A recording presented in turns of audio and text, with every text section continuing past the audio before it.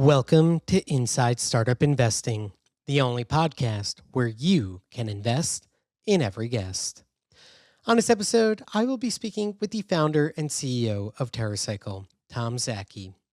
As a reminder, if you like what you hear on today's episode, you can invest in TerraCycle on Dealmaker, regardless of whether or not you are accredited with a minimum investment of $1,011. There is currently no end date disclosed. If you happen to be in your kitchen or pantry right now, it is highly likely that if you poke around your packaged goods like a bag of rice, a container of chips, or something else, you will probably find a bag or three with the TerraCycle logo on it. But what does that mean? Well, you have probably been told before when you went to drop something that seems to be recyclable into the recycle bin that you can't actually recycle it. But can't is a strong word. More like it would be too laborsome and too costly for a recycling company to recycle it, so they simply reject certain items. TerraCycle aims to solve for this very problem. How does one make the economics of recycling worthwhile enough to go through the process of recycling the hard stuff, from certain food containers to cigarette butts? And boy, have they figured it out.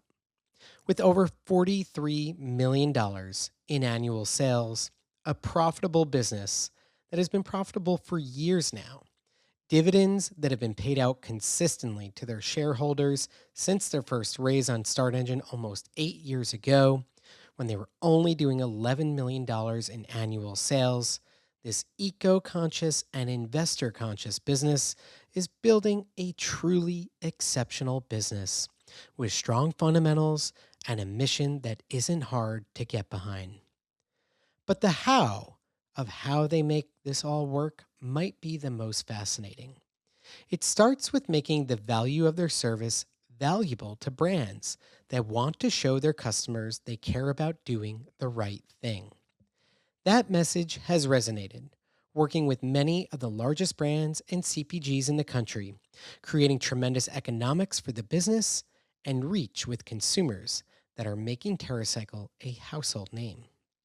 I could go on all day about their performance, growth, and financial soundness, but the thing that makes it all hum is their founder, Tom, who exudes a love for the problem he's solving, a respect for the investors he's backed by, and a business acumen that would make you think he was a hired gun to run the business. This is a team that's already proven an ability to create real shareholder value. So will you be joining in this round? Stay tuned to hear from Tom. You'll be glad you did. And be sure to join us by liking and subscribing to this podcast so you never miss another opportunity like TerraCycle to invest in. Tom, thanks so much for being here today. Thanks for having me. Listen, I followed your story pretty closely for the past many years. I have a lot of respect for what you all have built at TerraCycle, but give us a little bit of background. How did you come to found TerraCycle, and why did you found TerraCycle? Yeah, well, thanks for having me. So TerraCycle's been now a 25-year journey. I started TerraCycle in my freshman dorm room while I was an undergrad, and today, 25 years later, we are operating nationally in 20 countries around the world.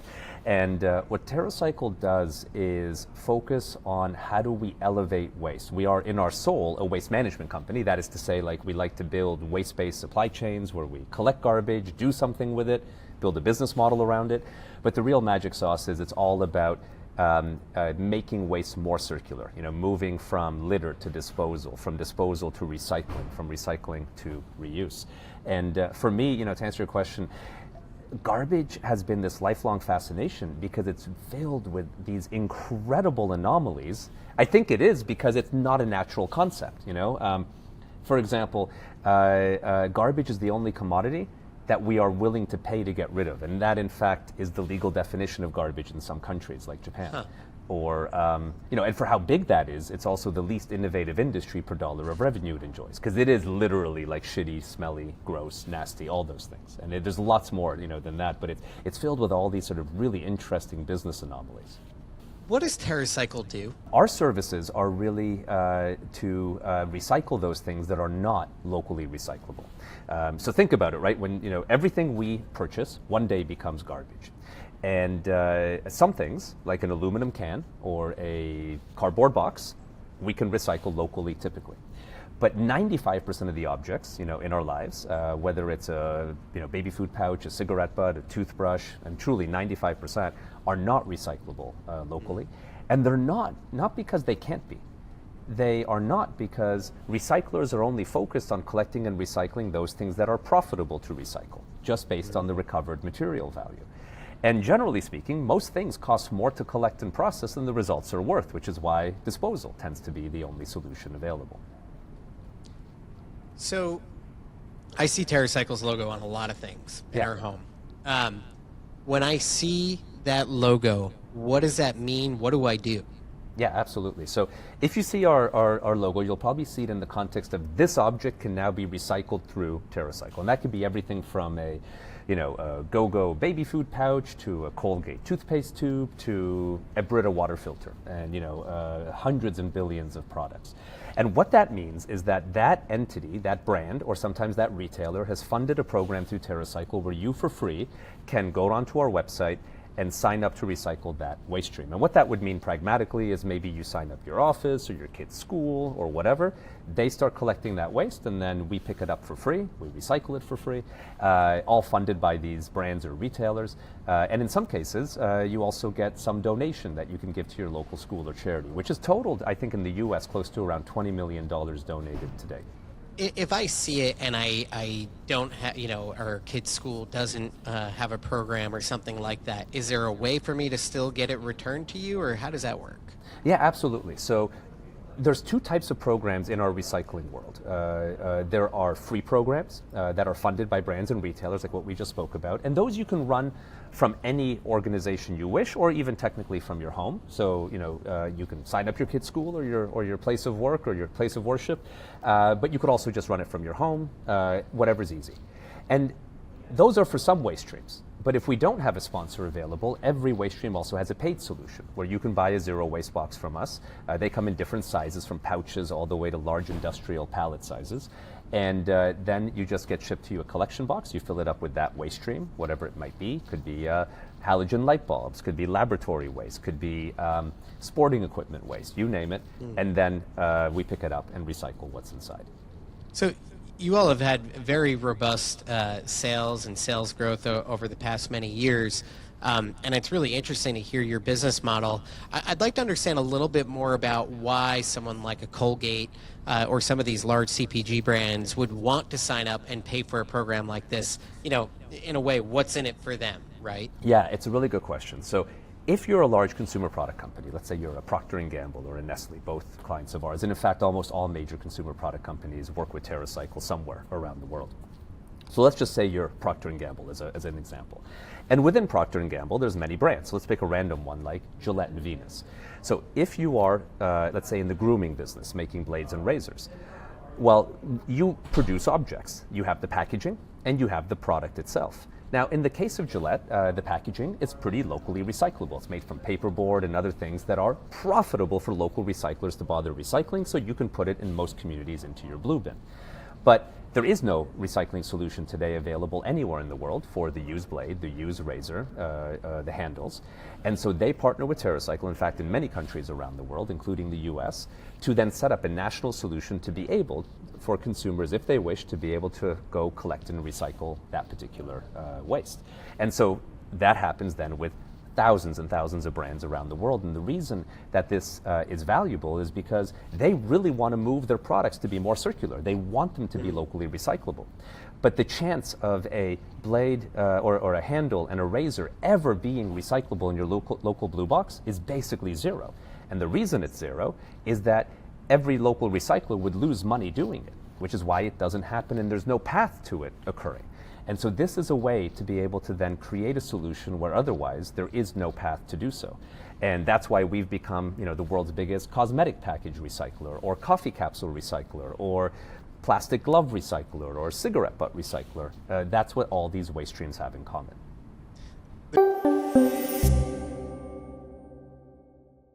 There's so many questions I have for you, but let's start with this one. So you're saying that it would be too expensive for a regular recycler to process these things. Yes. What do your processing facilities look like, and how does it work?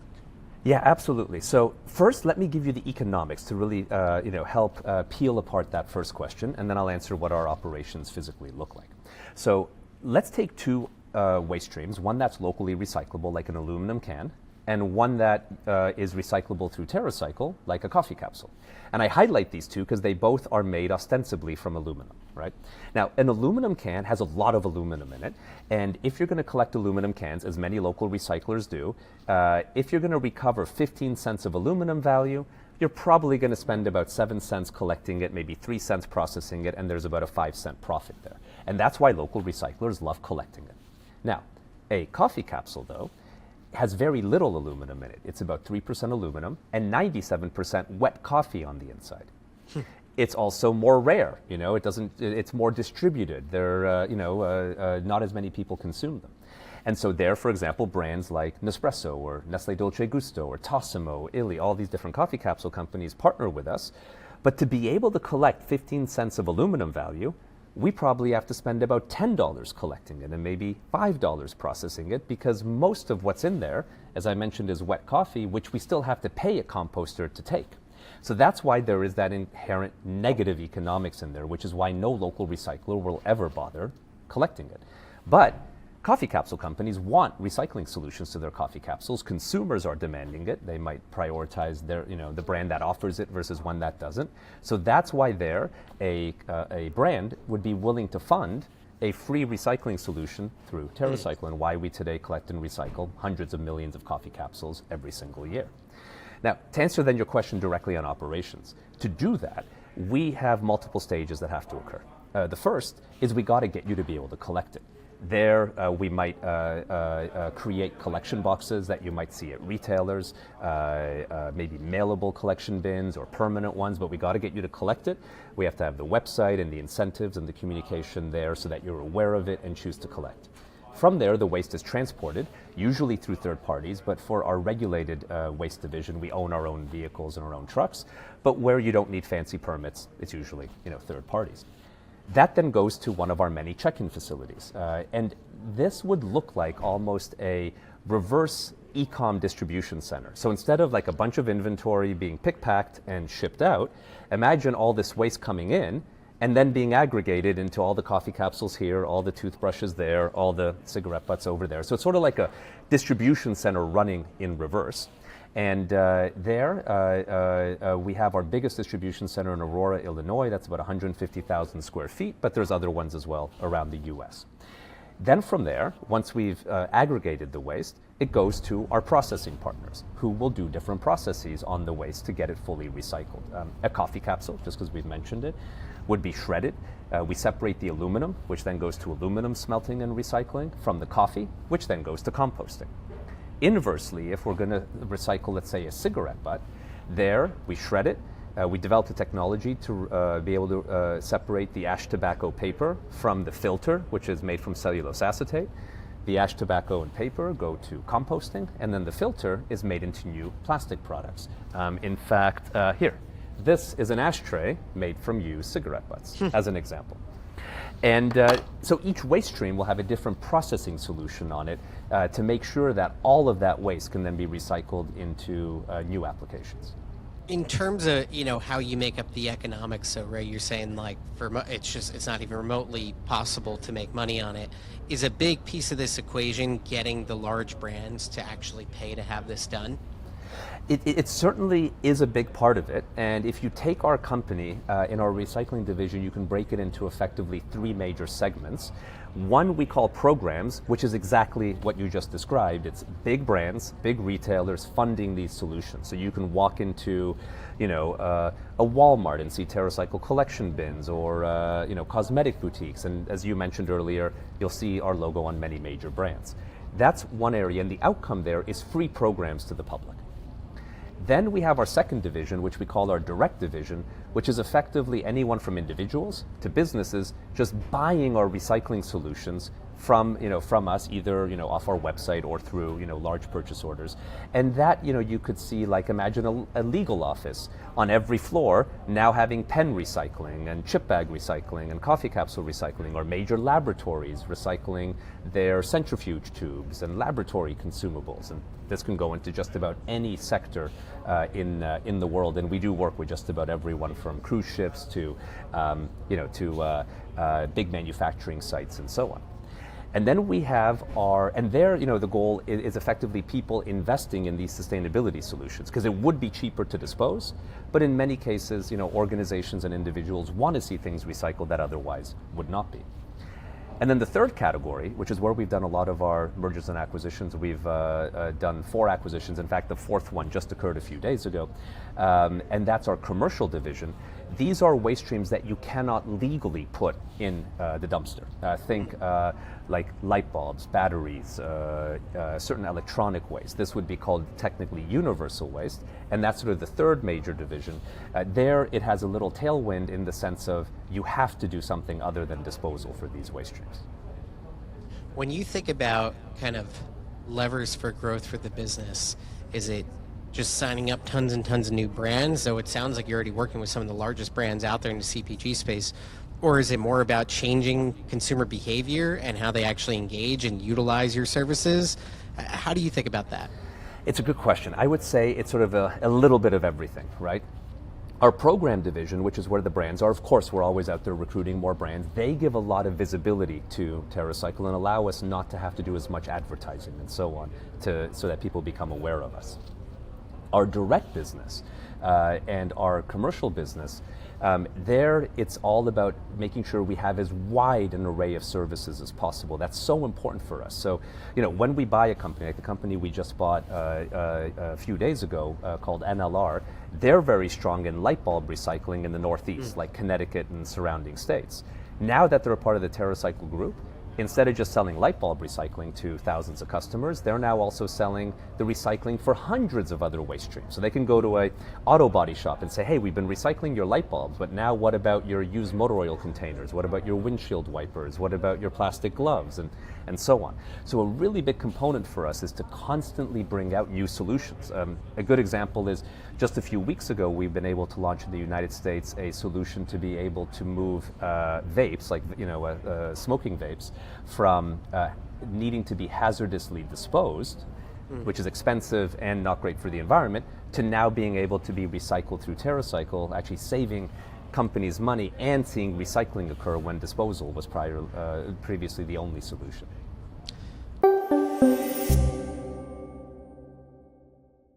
One of the other things that I've learned over years of running Kingsthread is that trying to get big companies to do things is very, very challenging. To buy into new programs, to have a new expense line item that they didn't have before. You kind of fit all of the above of what I just mentioned. What has been the key lever to get these massive multi-billion-dollar companies to buy in and work with TerraCycle? And how do you think about continuing to drive adoption in the business segment, the program segment, as you mentioned? Yeah, it's a good question, and I think this answer is especially important for anyone who's listening who's interested in mission-driven business or social entrepreneurship or purposeful capitalism, any moniker you want to put on it, because we learned this early in our history. If we just invent a solution, let's say to recycle diapers, and mind you, diapers are 3% of landfills, right? And I then go into Huggies and Pampers and say, hey guys, you make diapers that contribute to a big part of landfills. I've now figured out how to collect them and process them. Isn't that great? Would you fund it?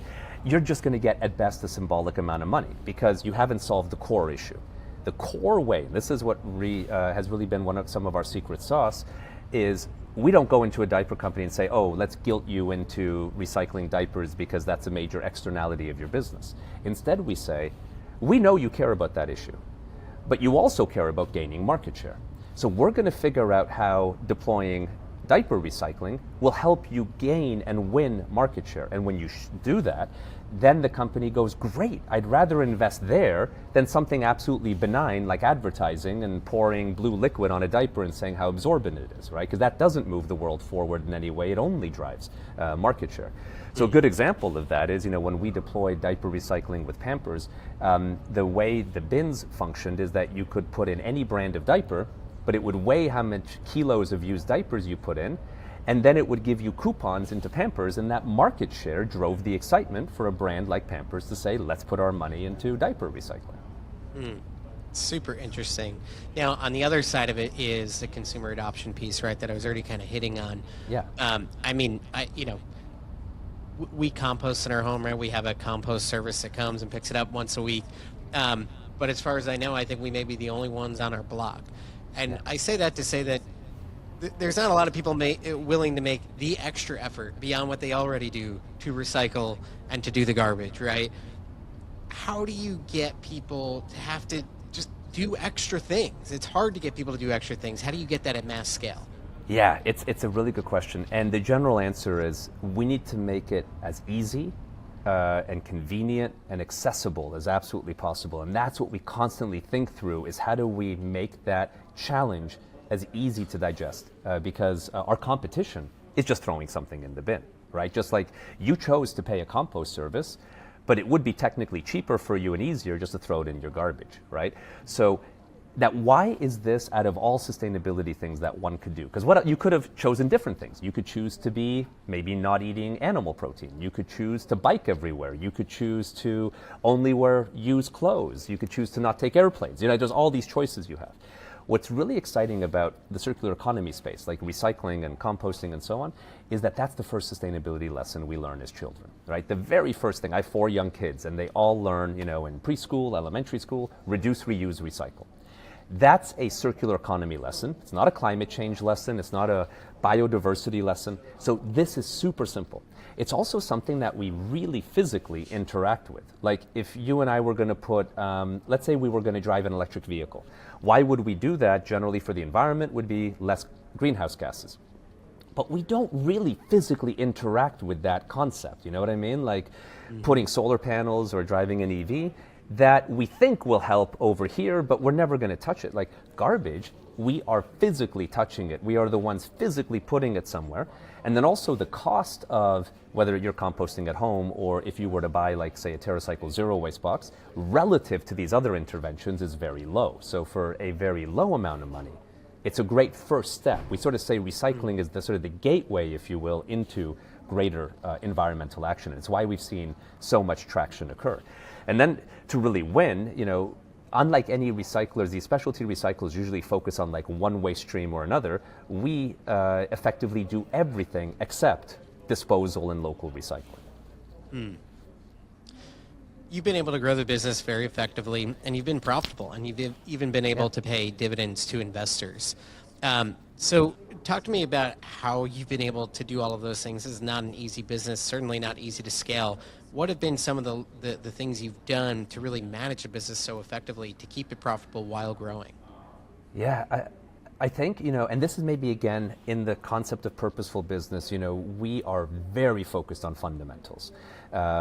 Because we have to steward for the vector of purpose and, really focusing on how do we help the environment. That's actually given us a really strong focus on profitability and just normal basic P&L profit growth. It's why we've been profitable for 10 years.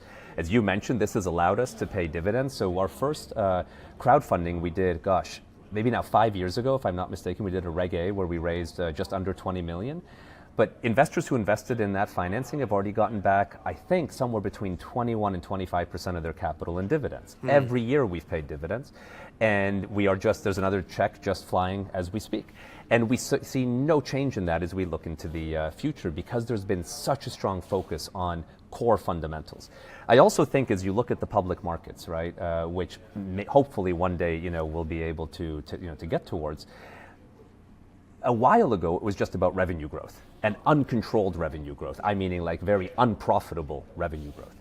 And that reset happened, 4 or 5 years ago, really reinforced that, no, you have to focus on core fundamentals. And that just really reinforced the focus we already had, in making sure that we are always maintaining and growing profitability. And this sort of goes to that example you asked earlier about, why does a consumer product company work with us is we have to succeed by testing it, by divorcing the entire virtue of the program of sustainability. If we can show that we are strong and successful and we can make things work and we don't rely that it's that it's functioning because it's sustainable, that really tests for the business logic behind the scenes. And it's ironic because the whole purpose of our existence is to drive more sustainability, but to win as a business, you need to have those fundamentals, and it's been absolutely central to how we operate and how we function. This is one of the key reasons that we're so focused on ensuring that every year we're able to fund dividends. If you're profitable, why raise money, and what will the money be used for? Absolutely. So it's not about plugging losses. That's the most important part, because yes, we are profitable. But we want to really accelerate our total rate of growth. And there's a really exciting sort of acquisition landscape available in waste. And garbage, as mentioned earlier, is the least innovative industry per revenue dollar that it enjoys. And one of the key challenges is it doesn't travel well through family. So if I, like when someone starts a garbage company, the kids don't really want it, right? So they don't travel well. It's not sexy, and so on. And there's really great specialty recycling companies, that are looking for exits, where the founders have gotten a little older. And what's special about TerraCycle coming in to do the acquisitions versus any generic garbage company? It's yes, we can get a good deal. Yes, we can bring in efficiencies. But honestly, just like anyone else can. What's really special is we upgrade the total set of services these companies can offer, and suddenly their basket sizes explode. So, before the light bulb recycling company in Connecticut, NLR, that we just purchased a few days ago, we bought a company called North Coast Recycling that does primarily e-waste in Maine and New Hampshire and so on. And again, they're now able to go to their customers and say, not only are we going to take e-waste, but hundreds of other waste streams. And those customers love it because now, they have way more services that are available to them, and that really allows us to accelerate the revenue growth of these organizations. For those investors who are on the line, they're thinking about investing, they're not there yet, I'll give you the last word. What do you want them to know? That TerraCycle, I think, unlike all the other crowdfunding that we have seen out there, I believe we're the only company to have consistently paid dividends every year since our very first investment. I don't believe there's been another example of that. We have incredibly strong fundamentals. And please, before you invest, go to the invest.terracycle.com page and really dig into the SEC filings. Because we ran a Reg A 5 years ago, we've been filing with the SEC consistently for 5 years, and have a look. During that time, our company has close to doubled in revenue, always maintaining those fundamentals. And please, have a look at all that information and make a educated decision. And if you do, we look forward to serving you as a shareholder. If you like what you heard on the show today, you can invest $1,011 or more in TerraCycle on Dealmaker as of June 2026. And of course, if you want to learn more about why this company scored a 4.9 out of 5 on a Kingscrowd proprietary rating scale, you can go to kingscrowd.com and search TerraCycle. Be sure to give us a like and a comment so we make sure more great investors like you can find us. Happy investing.